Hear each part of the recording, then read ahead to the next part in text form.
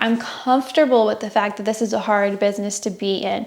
It's one with a lot of joy, extreme fulfillment, and a lot of extreme rejection, extreme like getting attached to things and people and places that all of a sudden it's gone. Like you meet these people and then it's this big thing and then it's gone. Yeah, it's a hard industry to be in. It's, I think, the best industry to be in at the same time. And it makes me the best person that I want to be, because it pushes me to my limits and like challenges me in ways that no other kinds of jobs have challenged me. So I love the wedding industry, but it is, if everybody could do it, everybody would do it. So it is a hard business to be in.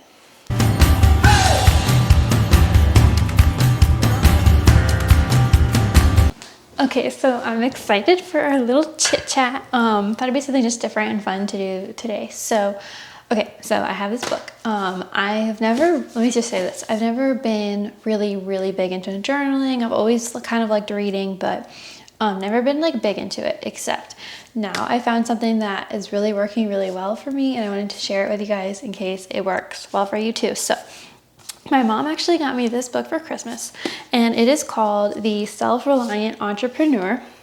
I'll link it on the Amazon stuff below, but it's basically 366 daily meditations to feed your soul and grow your business. So it's like every day, and they have dates like April 1st, April 2nd, and it has like a little paragraph and then a writing prompt. So I love it because it takes like less than 5 minutes to do. It's not something that you have to like commit a ton of time to, and they're really good prompts. So I wanted to share a couple that I read. So okay, so something it talks about in the book is how difficult it can be for people who are entrepreneurs or people who are business owners to live in the present.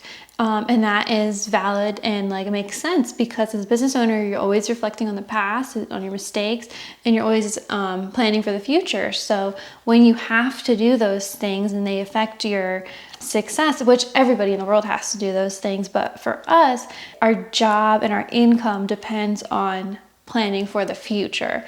And you could say that to an extent about everybody, but I think it applies more to people who are running their own business. So this quote says, "I live in the present. I only remember the past and anticipate the future. I love to live." And then the question is, it has a little bit about that.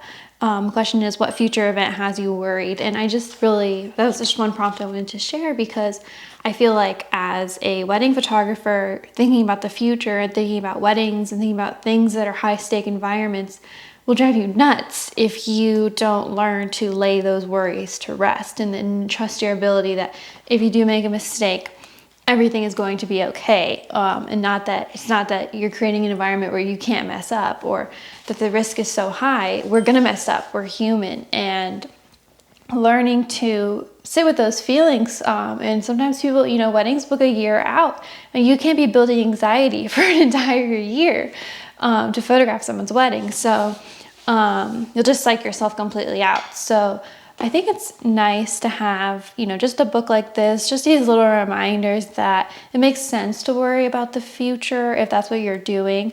But also we need to not do that and live in the present and just make the decision that we want to live in the present, and that everything in the future will come and be okay.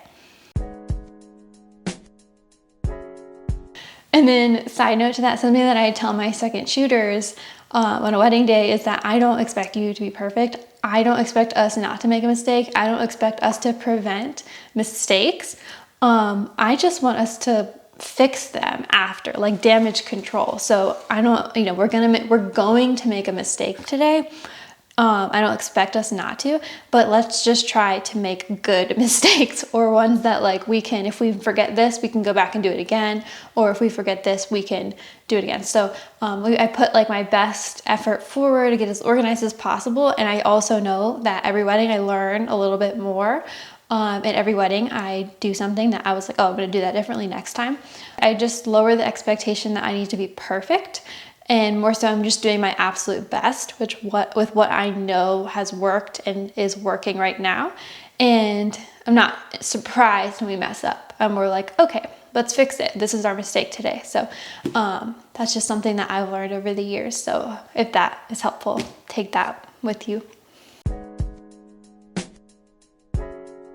Okay, so let's talk mindset for 2024 and being a wedding photographer, growing a photography business in 2024.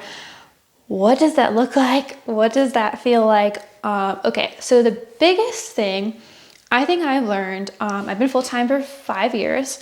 In the last 3 years is that life is always changing. And because life is always changing, the market is always changing. So when I say life is always changing, we've had COVID, we've had a pandemic, we've had like the evolution of TikTok, we've had the people who are on TikTok now getting married, changes in markets, we've had, Clubhouse that like came and went. So there's all these things in the world that keep changing, and nothing that I do in business is like, this is forever gonna work. There's things that work well, but it's not forever gonna work. So nothing is timeless in a way.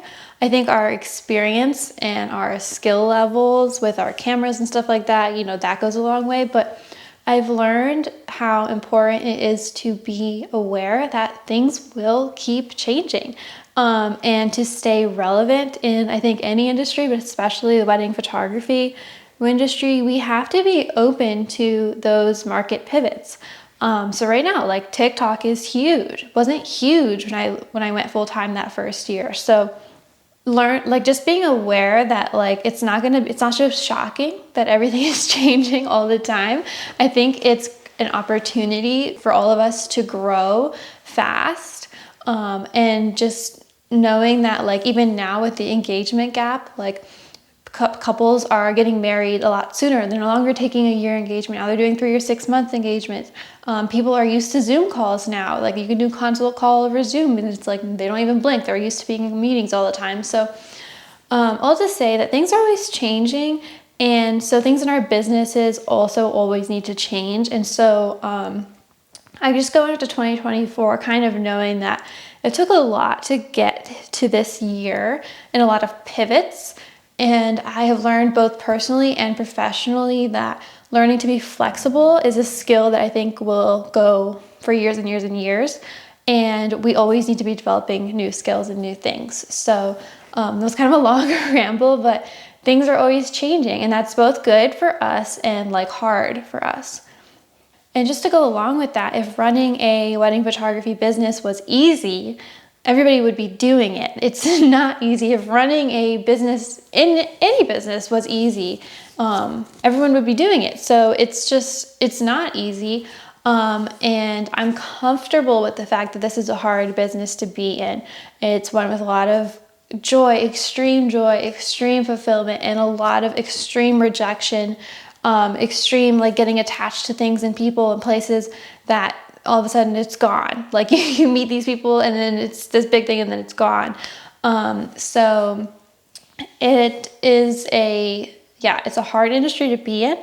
It's, I think, the best industry to be in at the same time. And it makes me the best person that I want to be because it pushes me to my limits and like challenges me in ways that no other kinds of jobs have challenged me. So I love the wedding industry, but it is, if everybody could do it, everybody would do it. So it is a hard business to be in. Okay, so another concept I kind of wanted to chat about was this concept of mental blocks.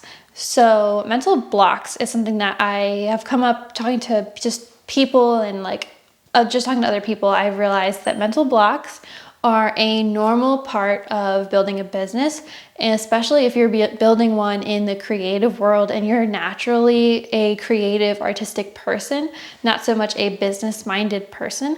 So like that could look like for you, you need a system for everything in your business, right? You need a system for everything. But what if every time you go to write an Instagram caption, you're just like, I just don't know what to say. Like I just get this, I feel this block. I feel like it's not moving. Nothing is flowing. You always want things to be feeling like they're flowing. And this is just like, Sorry, my camera card filled up. So I had to change it. But I think it's just a normal thing to get into like a mental block and to like not know what to do. And like if that's Instagram captions, like comment down below what you're like blocked on. For me, you know, one point it was pricing, another point was like how to use a flash. Just like these blocks happen, and overcoming those blocks sometimes can take a few months, a few years, and it's just a normal part of running the business. So along with that, we always have to do new things to get over these blocks. And sometimes those things that are new feel really uncomfortable. So like for me, I know when I first started doing Instagram stories and talking on stories, I was like, who the hell cares about me talking about how much it rained this morning at this engagement session? Like literally, who cares? Well, some people do, and some people turns into 50 people, turns into 100 people, and now like regularly there's hundreds of people that watch my Instagram stories.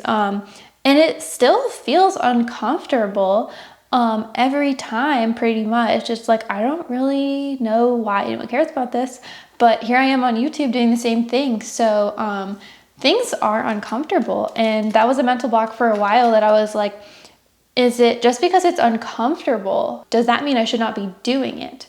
They're not the same thing. So pushing through that discomfort, pushing through, trying things to like get better at your skill sets can help you get through those mental blocks.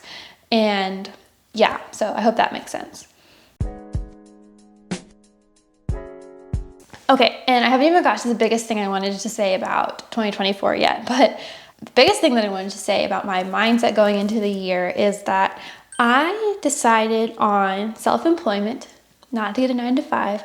I decided to build my own business, to live a life where I was dependent on my own income, and to live a life of freedom that came with not having a 9-to-5, not having to answer to anyone. So I picked this route, and somewhere along the line, I started to feel like I didn't have freedom, that my job had me, like, oh, there's all these things I need to do.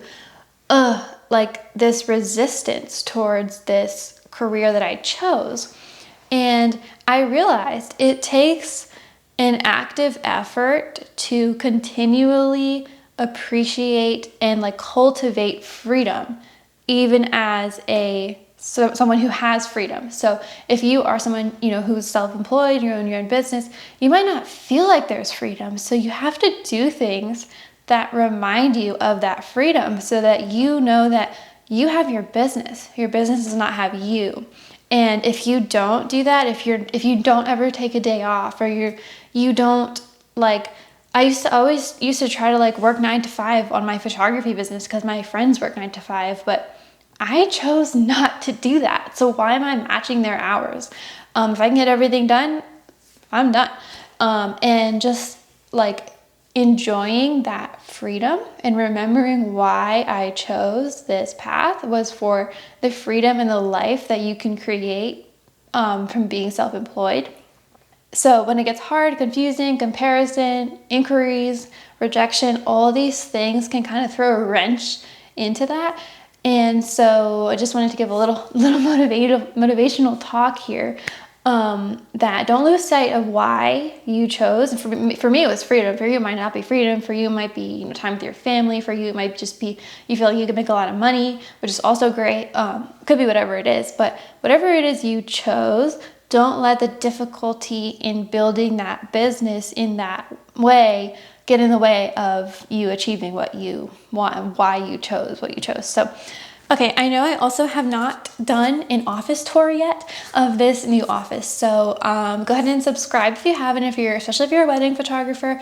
And I'm going to be posting that office tour here soon. I'll link it here once I post it, so you guys can go ahead and head over to it and watch it. But thanks for joining this ramble, listening to my brain just I hope it was kind of insightful. Maybe there's something you found that you relate to. And thanks so much for watching. I'll see you guys next week on YouTube.